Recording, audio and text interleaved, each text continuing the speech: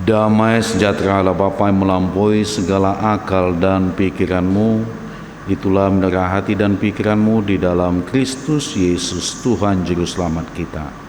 Amin. Salam. Jemaat Tuhan yang terkasih, di dalam nama Tuhan Yesus Kristus, firman Tuhan yang menyapa kita pada minggu ini tertulis di dalam Injil Lukas pasal yang keempat ayat 31 sampai ayat yang ke-37. Beginilah firman Tuhan yang tertulis. Yesus dalam rumah ibadat di Kapernaum. Kemudian Yesus pergi ke Kapernaum, sebuah kota di Galilea, lalu mengajar di situ pada hari-hari Sabat. Mereka takjub mendengar pengajarannya, sebab perkataannya penuh kuasa. Di dalam rumah ibadat itu ada seorang yang kerasukan setan, dan ia berteriak dengan suara keras, "Hai engkau, Yesus orang Nazaret, apa urusanmu dengan kami? Engkau datang hendak membinasakan kami. Aku tahu siapa engkau, yang kudus dari Allah."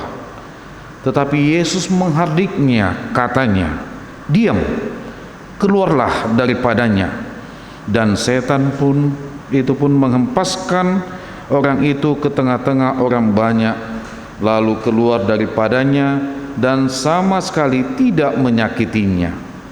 Dan semua orang takjub, lalu berkata seorang kepada yang lain, katanya, "Alangkah hebatnya perkataan ini, sebab dengan penuh wibawa dan kuasa ia memberi perintah kepada roh-roh jahat, dan mereka pun keluar."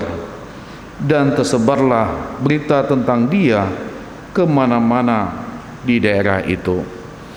Demikianlah firman Tuhan yang tertulis.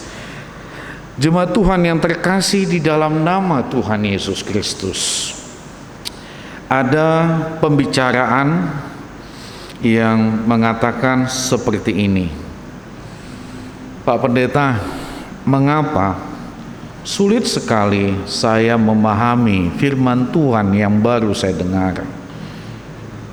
Dan pendeta itu pun terkejut mendengar perkataannya. "Bukankah kamu katakan khotbahnya itu tadi enak, lucu?" Lalu dia pun mengatakan, "Iya, memang enak dan lucu, tapi saya tidak mengerti dan memahaminya." Dan ada juga dialog pembicaraan mengatakan seperti ini, "Pak Pendeta, kenapa setiap saya membaca firman Tuhan, sulit sekali saya memahaminya?"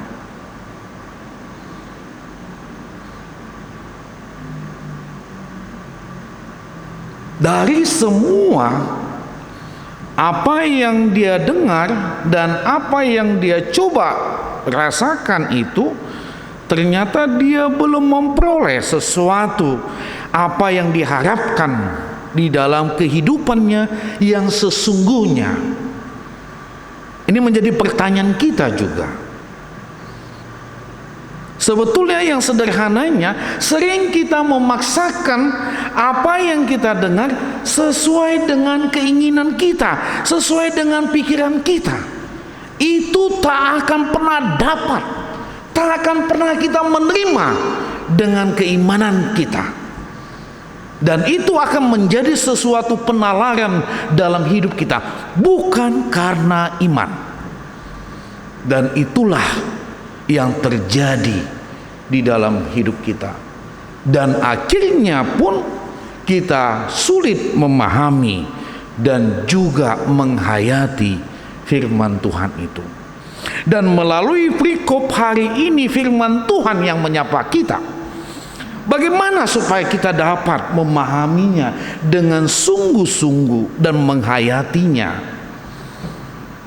Dan melalui topik minggu ini kita dibimbing perkataan Yesus yang penuh kuasa. Dan ini juga menjadi perenungan kita. Apa yang bisa kita rasakan? Perkataan Yesus yang penuh kuasa di dalam hidup kita sampai hari ini. Atau lebih sederhananya, bagaimana firman Tuhan yang berkuasa itu mampu dapat mempergumulkan dalam hidup saya dan terjadi sesuatu perubahan. Kan begitu.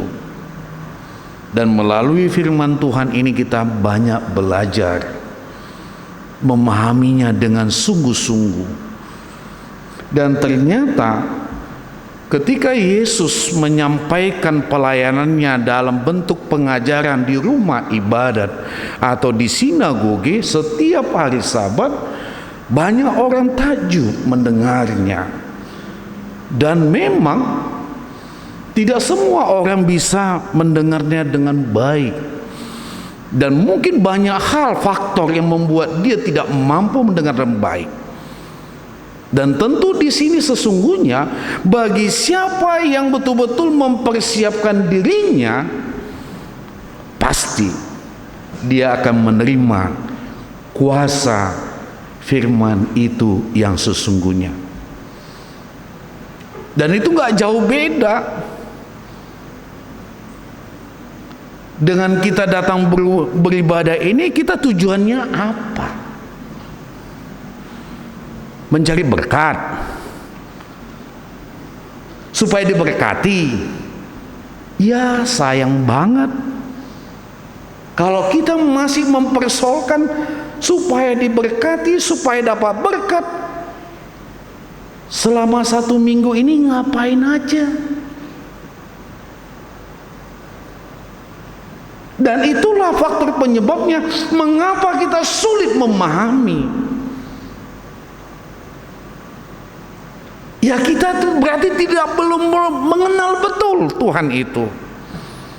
Dan saya kalau bertanya kepada kita semua hari di sini, siapa sudah mengenal Tuhan?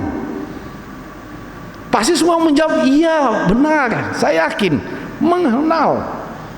Tetapi mengaminkan dalam hidupnya belum tentu. Ya nggak jauh beda, 12 murid Tuhan Yesus.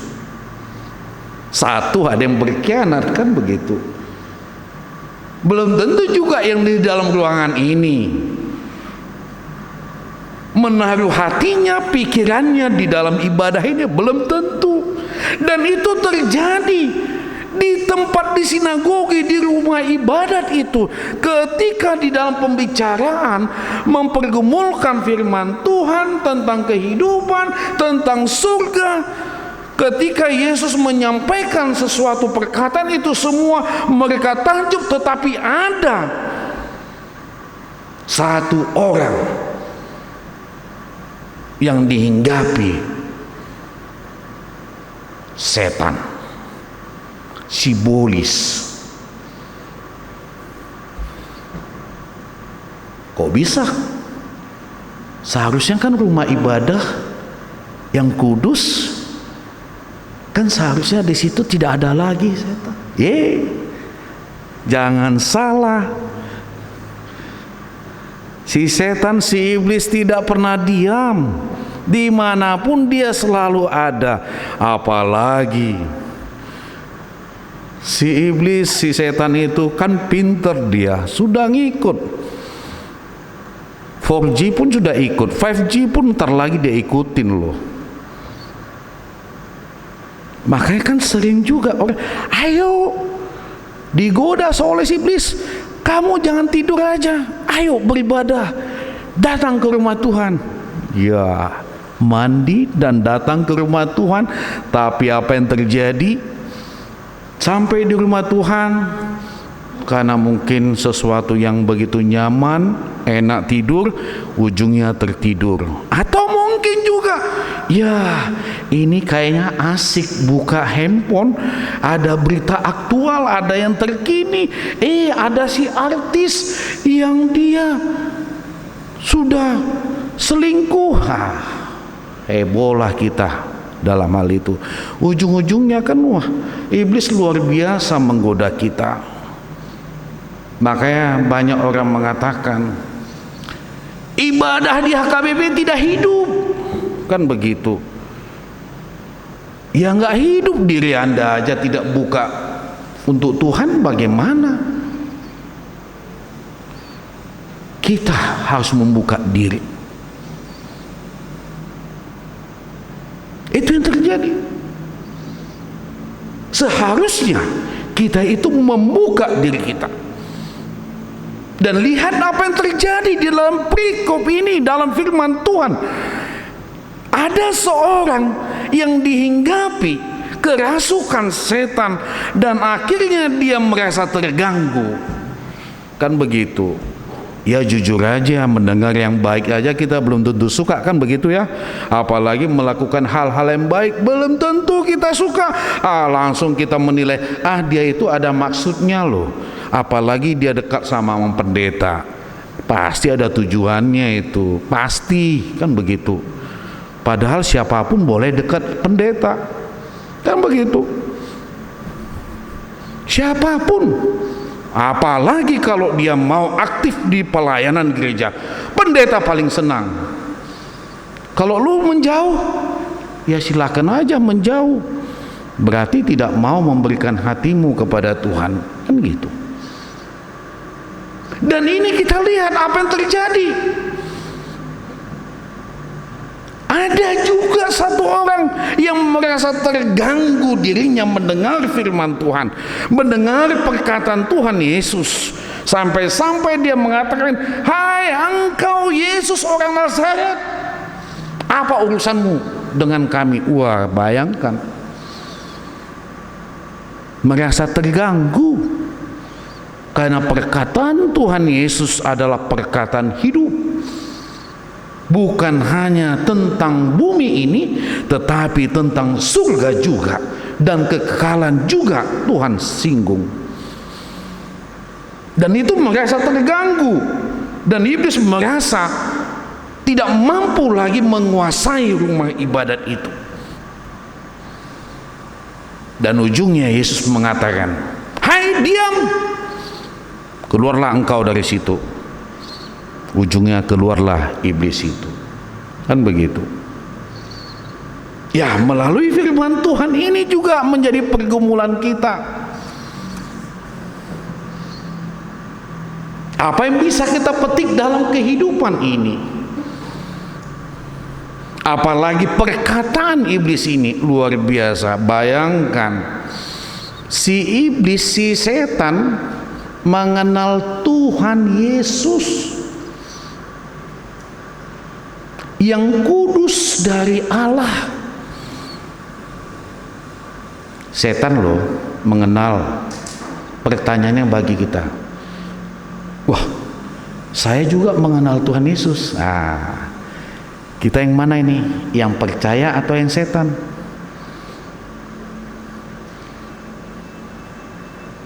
Yang setan selalu memberontak apa yang baik, itu pasti.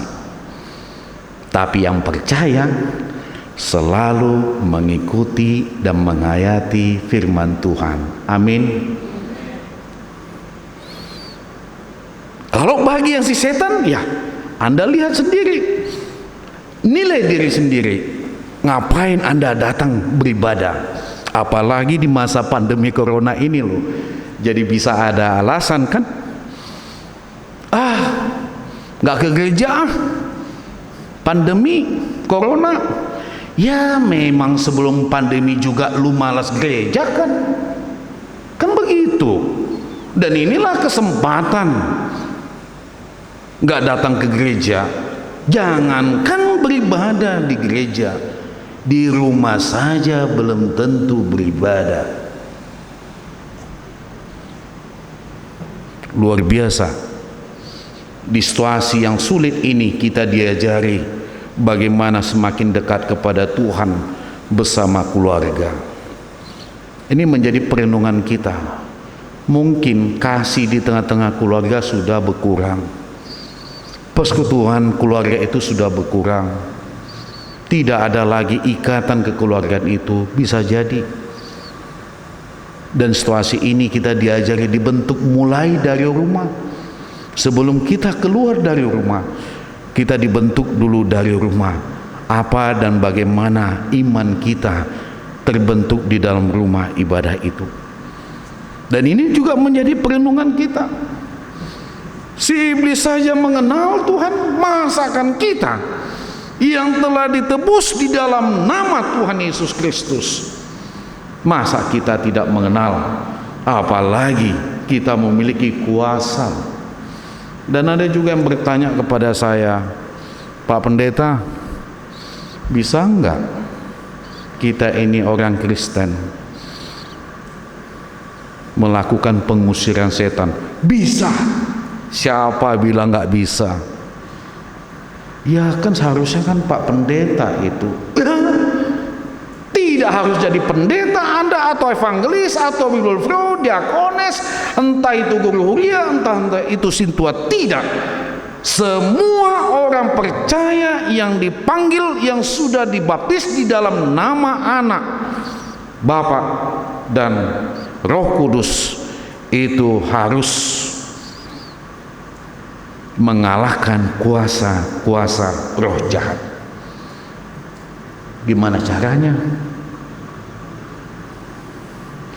Kita kan sudah diberikan kuasa. Kita sudah diberikan kuasa. Persoalannya sering kita juga merasa ketakutan kita berlebihan, dan juga merasa kita memiliki kuasa yang lebih. Ujung-ujungnya kita hanya mengandalkan diri kita. Tidak, itu gagal. Apalagi kita lihat situasi di tengah-tengah bangsa ini kan, kalau sebelum masa pandemi ini, waktu biasa di sekolahan itu sering ya anak-anak sekolah yang dari tetangga kita ya, yang beda iman dengan kita, sering banyak kesurupan kan begitu. Sekolah ini sudah berhantu, ujungnya ini ada anak kesurupan. Ya gimana itu Pak Pendeta, kami sebagai pengikut Kristus pada saat itu kami takut gitu. Apa kami bisa melakukan sesuatu? Bisa. Jadi apa harus dilakukan? Pertama, ingat, sadari siapa diri Anda. Anda harus yakin dan percaya bahwa Yesus Kristus itu adalah yang hidup, dan itulah jalan keselamatan, dan Dia berkuasa atas segala semua ciptaan. Kenapa? Karena Yesus itu adalah penyataan Allah di tengah-tengah dunia ini. Apa yang dikatakan Tuhan Yesus itulah firman yang hidup. Tidak jauh beda ketika Tuhan menciptakan segala sesuatu. Kalau kita baca kitab Kejadian, pertama yakinkan diri Anda. Benarkah Anda percaya kepada Yesus sebagai juru selamat Anda? Kalau Anda sudah percaya, baru katakan, Tuhan ampuni aku ini. Aku orang berdosa. Kalau Anda tidak mengatakan itu, ingat, sadarlah, tidak ada manusia yang sempurna. Kalau ada yang merasa dirinya, apalagi kalau dia sudah mampu katanya berbahasa roh, jadi tertawa saya kalau dia merasa dirinya sudah sempurna, itu salah. Hati-hati dengan roh-roh zaman ini. Harus ada pengakuan dalam dirinya, sadar dia ini makhluk yang lemah, manusia yang lemah. Dia ini hidup adalah kesempatan, dan semua dalam hidupnya adalah anugerah Tuhan.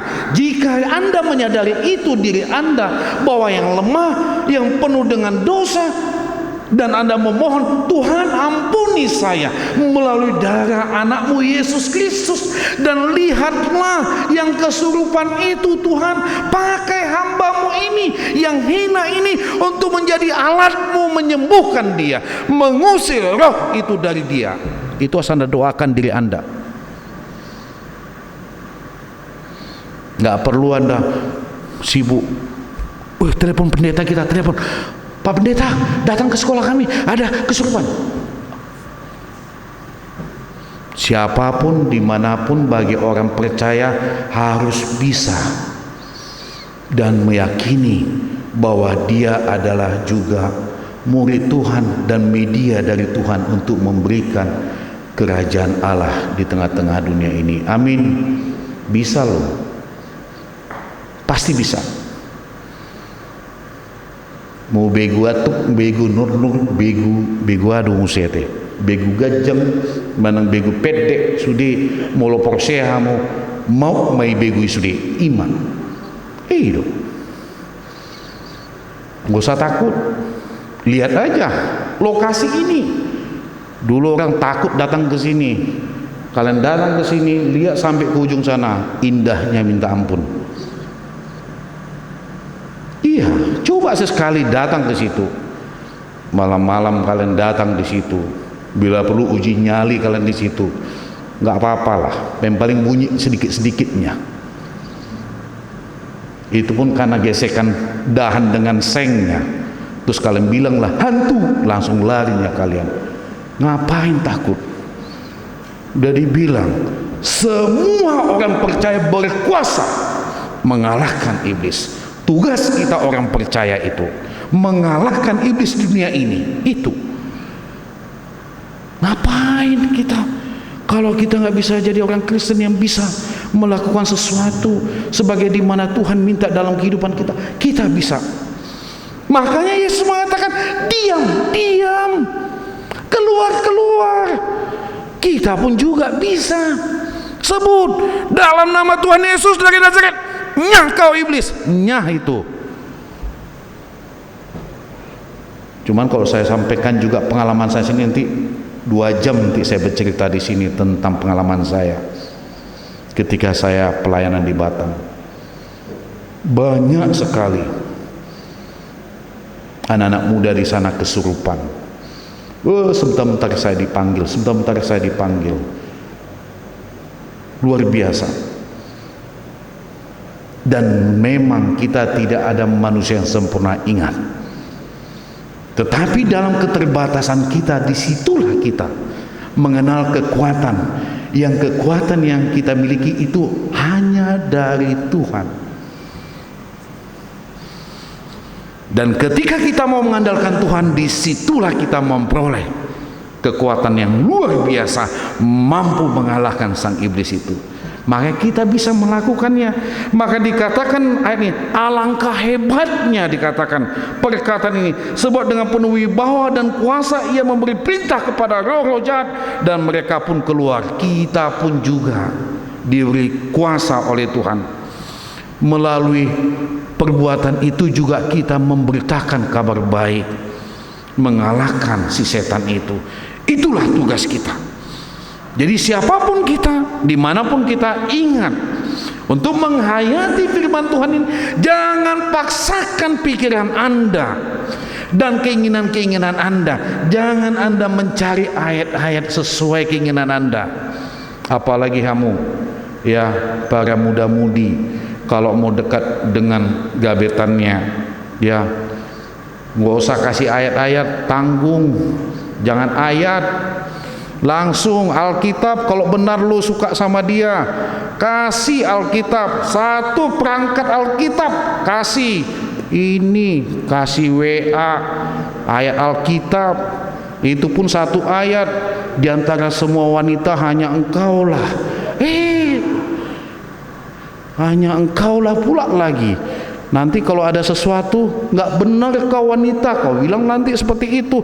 Ini kalaupun dibilang ini, itu kan Alkitab. Iya, cintaku itu berdasarkan kasih Kristus. Gitu dong. Mana ada arti cinta kalau nggak ada uang, nggak ada ininya. Ya, ingat sayang, apa yang dikatakan firman Tuhan, cari dulu kerajaan Allah, kan begitu. Nggak luar biasa itu.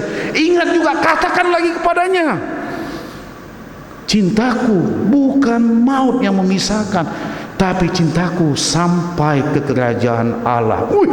Kan luar biasa. Kan ini firman Tuhan. Kita kan ketemu lagi di surga bagi orang percaya. Amin. Iya. Ngapain lu menyukai seseorang hanya maut memisahkan? Kecil banget. Kita jangan mau. Kita harus bisa sampai ke surga semua. kita bisa dengan pasangan kita ketemu. Amin. Gitu, jangan mau Anda hanya maut yang memisahkan kita. Jangan. Harus bisa sampai ke surga. Jadi saya minta kepada kaum muda-mudi, menghayati firman Tuhan, jangan mengandalkan logika Anda, keinginan Anda, tapi andalkan apa yang dikatakan Tuhan dalam ayat itu untuk Anda.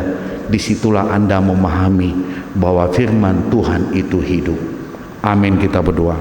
Terima kasih Tuhan, Engkau telah menyapa kami dan mengingatkan kami dan menguatkan kami melalui firman-Mu yang penuh kuasa, sebagaimana Yesus menyampaikan kuasa perkataan itu dan mengalahkan roh-roh jahat.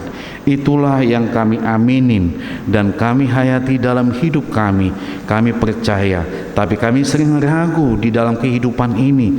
Kami sering hanya mengandalkan kekuatan dan pikiran kami sendiri. Kami lupa bahwa Engkaulah yang menciptakan segala sesuatu dan Engkaulah yang mengatur segalanya. Terima kasih Tuhan, melalui firman Tuhan pada hari ini mengingatkan kami, menguatkan kami, supaya kami semakin dekat kepadamu dan semakin setia dan tetap melakukan apa yang Kau minta dalam kehidupan kami. Terima kasih Tuhan, terimalah doa kami ini melalui anak-Mu Tuhan Yesus Kristus, Tuhan Juru Selamat kami. Amin. Kita